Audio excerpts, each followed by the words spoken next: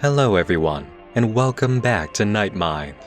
I'm your host, Nick Nocturne, and tonight I have a very special edition of our annual Monster Hunt Halloween special. As you're all very well aware, this is Bridgewater County public access, and while you may count Plymouth to the east and the city of Boston to our north as the true historical sites of Massachusetts, I'm here this October to express just how unique the Bridgewater territory truly is, and how fortunate we are to be here. You see, our public access station only broadcasts the towns and villages that can be found in a very specific and deeply mysterious area of the state. Abington, Rehoboth, Freetown. These are the general corner markers of our county's own little claim to fame, the Bridgewater Triangle. You may have only heard of Bermuda's Triangle, where things are likely to disappear. In our triangle of mystery, things from beyond the veil and the darker side of reality are much more likely to be found. Ghosts, cryptids, cults, and serial killers. Yes, it's true. Though you may not have been told about some of the darker things lurking in our region, Massachusetts is home to some of the most severely paranormal woods in the United States, generating a long history of stories that are only fitting to tell this time of year. Starting in the Freetown Fall River State Forest and carving its way up through Bridgewater is a pulsing artery of New England spiritual energy, radiating out through a series of dark veins that have corrupted the ground since the early days of the colonies. There is debate about the actual corners of the triangle. While Freetown has been cited as the bottom right, the activity surrounding Fall River, the neighboring city, is indisputable, and cases of strange occurrences have come up in towns lying just outside the boundaries of the triangle. It may be more accurate to say the region spanning from Plymouth to Seekonk could be the full spectrum of activity, with certain hotspots of supernatural phenomena found in the supposed triangle shape. However, we are not here to dispute the boundaries of something that can't quite be plotted by a city council. We're here to see just what's been lurking in the woods outside our homes, and maybe prepare ourselves for what could, in the future, become our own personal stories of encounters with things beyond the known realm of reality. Many investigators of the Bridgewater Triangle theorize that the hotbed of activity was made during and because of the period of English colonization in the 1600s. Any student who has made it to high school history has no doubt been given a more accurate account of the true relationship between European settlers and Native American tribes than they were taught in middle school. The founding of the United States in its earliest days was filled with much more violent conflict than the peaceful imagery of Thanksgiving might suggest, with consistent outbreaks of war between indigenous peoples and the colonists of New England. The darkest chapter of violence is known as King Philip's War, a major crusade against English settlements by natives that ran over the course of 3 years in several states. Villages were burned to the ground. Women, children, and the elderly were killed on both sides of the conflict. More than half of all European settlements were attacked in some form, with 12 towns destroyed and shocking numbers of deaths recorded. Over 1,000 colonists and 3,000 natives died as a result of the war, with many tribes nearly going extinct from the damage done to their numbers. Colonists and natives alike would group up in major numbers to lay siege to each other. One of the most devastating sights reported during the conflict was the beginning of a dawn attack by 1,500 natives against an isolated village, bearing down on 5 fortified colonist houses before moving on to more populated areas. King Philip, known more commonly as Metacomet, led his forces all the way from Northfield to Plymouth Colony, one of the strongest English settlements, which lost at least 8% of its total population by the end of the conflict. The territory of our little county was a war zone, with violence, cruelty, and bloodshed as a common occurrence. Previously peaceful areas of existence between villages and local tribes turned over to self-preservation instincts as colonists and natives alike gave in to the fears of their neighbors. The more fighting spread, the more unaffected areas caved to the atmosphere of war and lashed out. The homes you now reside in sit on land that has seen much more violence, pain, and loss than you may have ever suspected. Some suggest the events of King Philip's War involved curses laid on the land by native forces, attempting to purge the colonists through spiritual means, while paranormal researchers propose a more commonly accepted and often seen cause behind the phenomena we see today: spiritual contamination of the environment through evil committed on the grounds. Violence, cruelty, and severe negativity is all seen as expression of emotional force, which is as natural and invisible as wind or electricity. High concentrations of suffering and evil are likely to generate negativity zones, warping the vibrations of the earth and allowing all manner of chaos and paranormal events to occur. Areas such as these are sometimes referred to as hellmouths, places where the dark forces can trespass through cracks in the earth, clawing their way into our reality and contaminating the natural atmosphere with unfathomable influences. Something surely has influenced a different landscape than others may know in the United States here in the Bridgewater Triangle. The spirits are restless. The creatures are strange. The people have been known to show hideous darkness and land in the pages of history we only reference around Halloween. A heavy feeling haunts the woods, traveling with every ghost and ghoul, and now the time has come to share the tales of terror collected from the grounds contaminated by the earliest of American wars. Bridgewater County has always been a special place, and now you're going to find out why. This October, the monster we hunt is the ground beneath our feet. The most common story you'll hear from anyone in this place regarding the paranormal will deal with exactly what you might expect, probably because you've been exposed to them already. Ghost encounters. Specters, phantoms, and all manner of ghostly creatures haunt the woods, with particularly high activity in the areas of Freetown and Rehoboth. Two of the most famous ghost cases deal with the spaces where civilization meets the haunted forest. Winding roadways surrounded by deep woods where lone drivers are most likely to be preyed upon. Running into a deer is not the only danger out here, as you might just come across a phantom instead. Route 44 cuts right through the Bridgewater Triangle, taking drivers from the Rehoboth area all the way up to Taunton. Many who have traveled the lonelier sections of 44 claim to have come across a man wandering along the roadway, the infamous red-headed hitchhiker. For some, he has appeared perfectly solid, while others claim he seemed just a bit transparent. Often there's talk about his eyes, with reports claiming everything from being normal to completely black, or glowing like fire. His attire is usually the same: red flannel shirt, overgrown beard, jeans and work boots, and of course, his bright red hair. The reports all follow a pattern. Someone is driving late at night on Route 44, most likely along Rehoboth or its outskirts. The hitchhiker is seen on the side of the road, and the driver feels compelled to slow down and let him in. The man climbs into the back seat and stays quiet, staring at the driver, answering no questions. A moment of driving or sitting with attempts at conversation will occur, followed by the driver attempting to look into the back seat directly at the man, only to find him gone. The next moment, a noise is heard. The man laughs at them, invisible but entirely too close, or yells at them, mocking their kindness or belief in his presence, and then the encounter ends with the driver speeding away. Enough stories have been told about encounters with the hitchhiker of Route 44 to make something quite clear. This spirit, while not malevolent, is not necessarily nice. There is the story of a couple recorded in the book New England Ghost Files about an encounter, with the man and woman each experiencing their own version of the specter. While broken down, the man tried to approach the hitchhiker for help, only to see him vanish and then surround him with spectral laughter. Meanwhile, his voice echoed through the car radio, frightening the wife into leaving the car. Others have claimed that they never needed to pull over for the encounter to occur. Simply driving along Route 44 in the right spot and right time of night was enough to cause the hitchhiker to appear in the back seat, saying and doing nothing until the driver had sufficiently panicked and stopped the vehicle. If that isn't terrifying enough, drivers have reported turning to look at the person sitting in the passenger seat with them, and instead seen the hitchhiker, a shocking momentary illusion that quickly gives way to the genuine passenger taking their rightful place, but still impactful enough to terrify a driver into pulling over for a moment to get their bearings.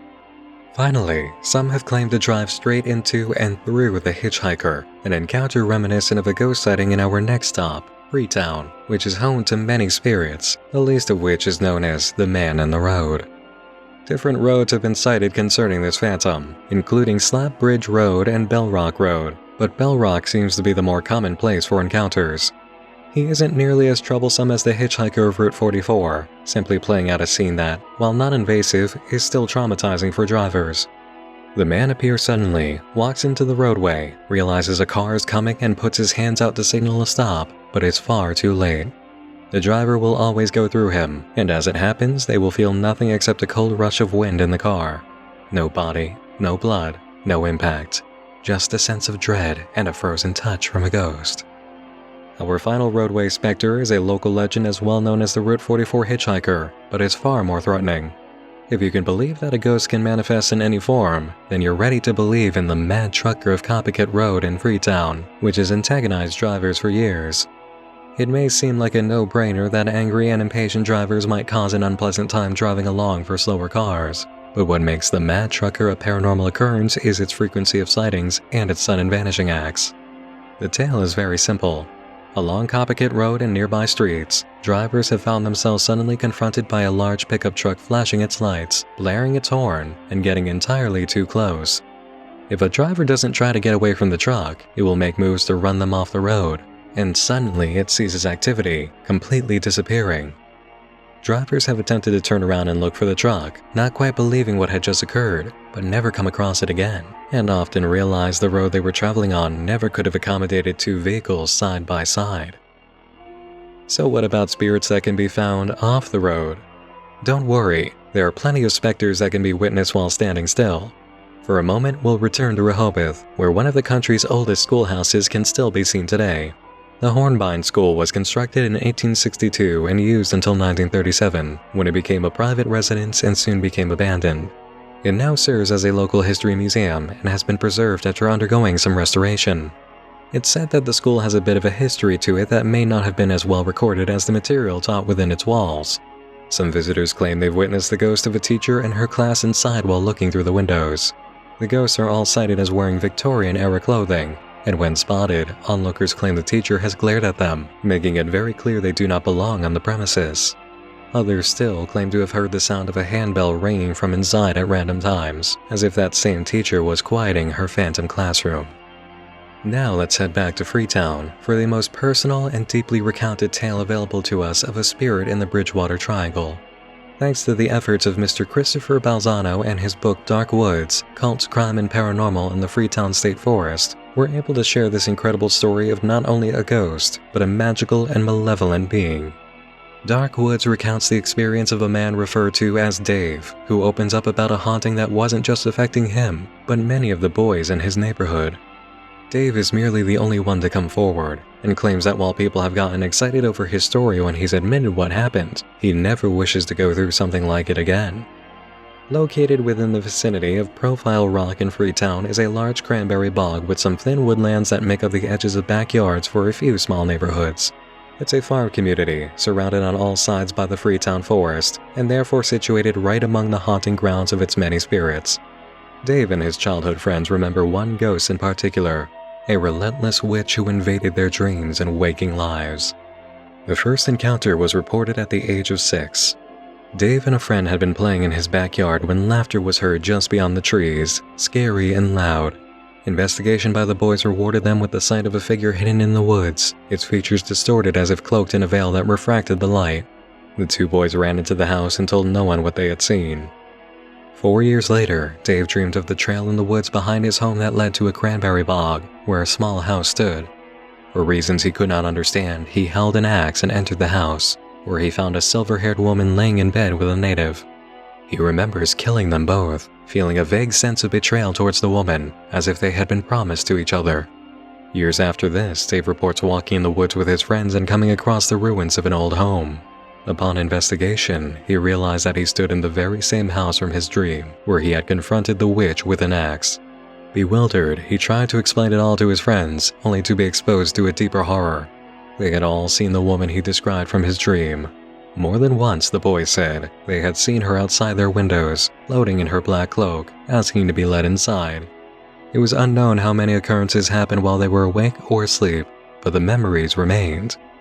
Dave continued to see the distorted figure in the woods from that point, often spotting it during his teen years. You could feel the witch following him while he was out walking, fishing, or biking. Often he could hear the laughter from the very first occurrence when he was 6, and knew it was time to head home, quickly. The dreams grew in frequency and evolved, taking on new scenarios. One involved Dave and a couple of friends in the cranberry bog, walking along a path home when they encountered the witch, who was floating towards them from an uphill position. Dave and his friends ran, but he outpaced them, only realizing it when he looked back and witnessed the witch killing them both. Dave woke up and found that his dream had followed him into the waking world. The specter of the witch was floating outside the window. She asked to come in, and Dave screamed, running out of bed. One of his friends soon recounted a dream of his in which he allowed the witch to come in and was attacked. He screamed loud enough to wake his parents, who found themselves unable to get his bedroom door open and had to break it down. Dark Woods reports that at least 5 boys in the neighborhood suffered from these dreams or had encounters with the Witch of the Bog, although they may not have been the only ones who knew of her. It was discovered that an older teenager in the neighborhood Dave grew up in was part of a small group who would camp out at the foundation of the old house during autumn, which Dave dreamt was the territory of the witch, and while there, these teenagers conducted rituals influenced by devil worship, something the Freetown State Forest, and, indeed, the Bridgewater Triangle entirely, is all too familiar with. It is now that we must discuss the darkest and most common phenomenon found in the area: satanic cult practices. Cases upon cases upon cases have occurred in the woods and among abandoned properties since the late 80s.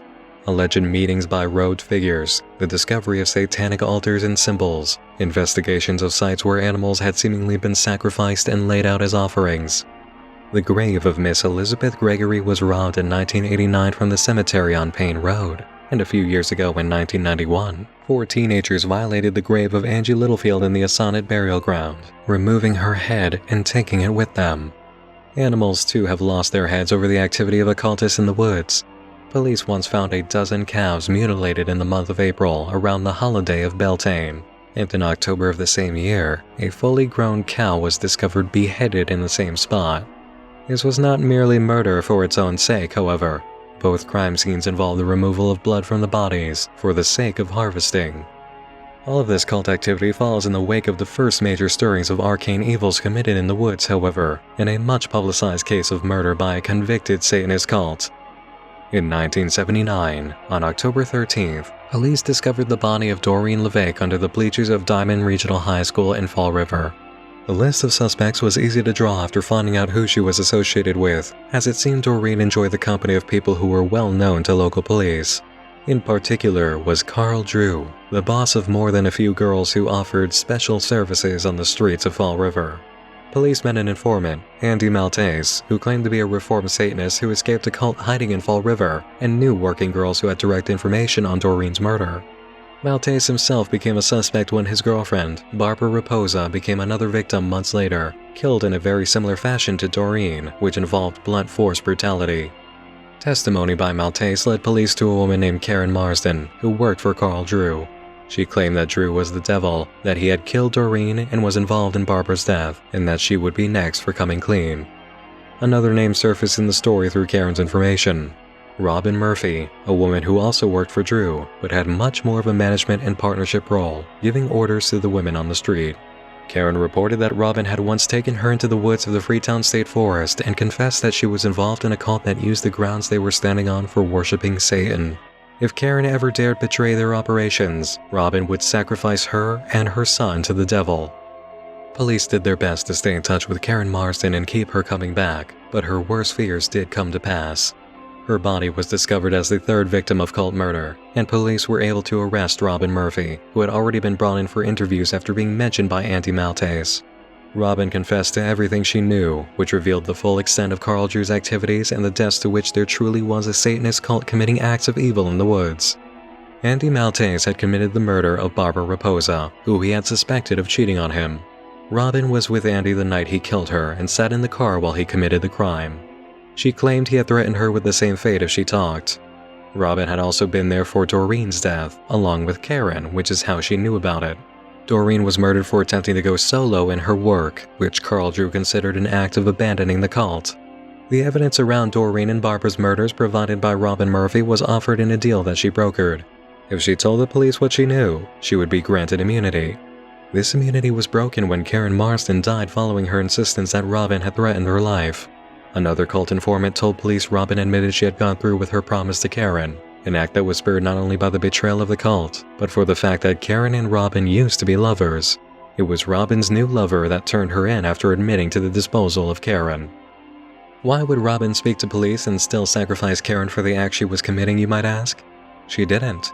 Robin was forced to go along with the murder alongside Carl Drew in a show of loyalty when he realized that Karen had betrayed them. The details of Karen's death and the acts of mutilation and humiliation inflicted on her body are Not fit for discussion here, or on most TV channels for that matter, but was done as a sacrifice to the devil. Though connected to all three of the killings, Carl Drew was convicted only of the murder of Karen, but it was enough to deliver a life sentence. Robin Murphy similarly was convicted of second-degree murder and also given a life sentence. Andy Maltese, Barbara Raposa's killer, died in prison after his conviction. Interviews with all parties involved reveal there is no doubt about these people and their murders being entirely involved with legitimate devil-worshipping Satanism. 2 undercover detectives accompanied one of the informants to a black mass that involved Carl Drew and Robin Murphy, where a large mural of the devil had been painted on the wall and the group led chants of "Hail Satan." The informant who led the undercover detectives through this experience also described much more shocking gatherings in the Freetown Forest, which involved the sacrifice of goats and stray cats and baptisms incorporating blood. Many of these took place during full moons. Most interviews that included talks about meetings in the woods directly referenced Freetown State Forest. It was, according to the informants, where most of their activity took place. During a search of the area, police came across an abandoned shack where informants reported some of the rituals happened, and a large number of cultist items were indeed discovered. Deeper in the forest was an altar, a large flat-top stone where sacrifices were made, illuminated only by fire. More discoveries came years later, like the time in November of 1988, when a hunter came across an old bunker filled with cult paraphernalia. Fall River's old ice house is rumored to be the spot where the shack had either been built or where some of the Drew cult ceremonies have taken place. Police will neither confirm nor deny the locations for obvious reasons, but locals are not sworn to silence, and their whispers have circulated enough to keep the ice house in the same conversations as talks about all the devil worship that used to happen in the woods. Though Carl Drew and his peers remained behind bars or under 6 feet of dirt, occult activity did not stop with them. Police reports continued for years about disturbing things found in the Freetown Forest, and sights that weren't comforting to behold. Furthermore, the members of the meetings were more in number than those known to police, with some coming from chapters in nearby states. The implication was that there was indeed more than one group of cultists, and their whereabouts and activities were unknown. Carl Drew and his peers were just the kind to leave bodies laying around where people could find them. You may notice that some of this activity occurred in and around the city of Fall River, which lies just outside the bounds of the apparent triangle. This is one of the reasons for debate about the shape of the paranormal area. Fall River is not just home to cultist activity and influence, but a place where plenty of dark things have happened, the most famous among them being the case of Lizzie Borden in 1892. You all know the rhyme, don't you? Lizzie Borden took an axe and gave her mother 40 whacks. When she realized what she'd done, she gave her father 41. In reality, it took a lot less than 40 to kill Mr. and Mrs. Borden, but they still suffered at least 10 axe wounds apiece. And speaking of female killers channeling the dark impulse of the Bridgewater territory, have you heard about the case of Miss Jane Toppin? She was active before, during, and after the Borden House killings and moved in and out of the triangle for a number of years, murdering all manner of people while working as a nurse, usually by means of poison, often experimenting with different drugs and dosages. By the time she was caught, Toppin had 12 confirmed victims and claimed to have murdered 31. She expressed that her life's ambition was to have killed more people, helpless people, than any other man or woman who ever lived. Toppin was found not guilty by reason of insanity and confined to Taunton Lunatic Hospital, which it really was called at that time, located right in the middle of the Bridgewater Triangle. And as a small tie-in to our previous story, Lizzie Borden often claimed that she had been held there after her arrest, but no records have ever been found to support her assertion. Murder, and the appetite for it, seems to be quite a strong side effect of living in or around the Triangle. Found along the bottom line, we find the case of the still unidentified highwayman, a serial killer who operated between 1988 and 1989, responsible for the deaths of at least 9 women, all abducted from the town of New Bedford. They had all been killed and dropped off on the roadside, from Highway 195 to Route 88 and 140. Some have come forward to claim responsibility for the killings, but no suspects have ever been positively identified. Ghosts, witches' ghosts, cults, serial killers. What else is there in Bridgewater County? Ask around, and you're going to hear all sorts of things. Native American folklore cryptids called pukwudgies and thunderbirds, UFO sightings, phantom lights, the Bigfoot of Massachusetts, affectionately called the Masquatch by locals, and even zombies. Yes, zombies have even been reported here, shuffling out of the woods and into parking lots. People have also claimed to hear screaming in the forest and chanting, with no one around to make that sort of noise. It's a weird world out there, weirder still in our neck of the woods. A lot of dark, crazy, and scary things have happened here, and the forest remains as mysterious as it's always been, despite the rise of civilization around it. We've only scratched the surface of the stories contained within the Bridgewater Triangle, really, but that's why it's important for us to continue sharing. Don't worry about coming off as crazy. When we all live in the middle of madness, crazy things are just the local definition of normal. Report your experiences and catch what evidence you can. These tales are only told when you're brave enough to do it. That's all for tonight, everyone. I hope you feel a little bit more enlightened about our home now, even if you are slightly frightened. Just keep an eye out and try to steer clear of woods without nature trails. Thanks for tuning in to Night Mind, and thanks especially to my viewers supporting the show through the Patreon call-in donation service. Remember, I'm only able to be on the air with your help, so if you want coverage of your local murderers, ghosts, and cults to continue, please chip in. Together, you make Night Mind possible. Stick around to see the names of all the donors who contributed this October. Thanks for watching once more, and remember, even if you don't see me, I'll be seeing you again real soon. Sleep tight.